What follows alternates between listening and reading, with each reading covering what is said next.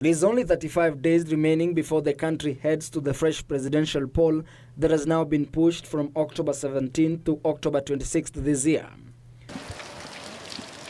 Yet a thick cloud hangs on whether or not Dr. Aukot's name will be on the ballot. Hopes by Dr. Aukot that the Supreme Court will adjudicate the matter hit a dead end when the Supreme Court threw out the petition, citing lack of jurisdiction. I felt, and I say this with tremendous respect to the Supreme Court, that I felt the Supreme Court has shot itself in the foot.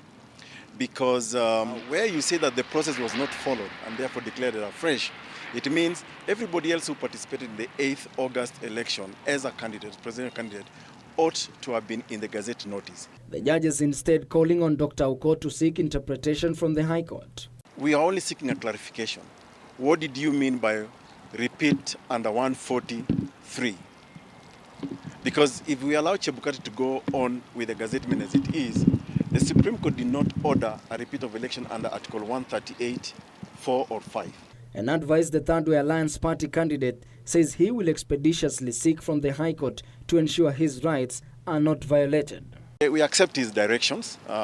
We will go and file at the High Court, but I fear it might end up at his desk again. The names of Raila Amolo Odinga and Uhuru Kenyatta have been gazetted, and we are fearing that they might start printing the ballot papers. So we'll be moving under certificate of urgency.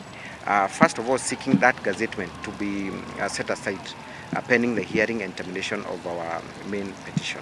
Dr. Aukot is challenging the decision by the electoral body IBC to gazette the names of President Uhuru Kenyatta and NASA presidential candidate Raila Odinga as the only candidates who will take part in the repeat presidential poll slated for October 26th, terming it a misrepresentation of the law. IBC on its part maintains the Commission's decision was guided by the interpretation of the Supreme Court judgment as delivered in 2013. Ben Chumba reporting for Channel 1 News Hour.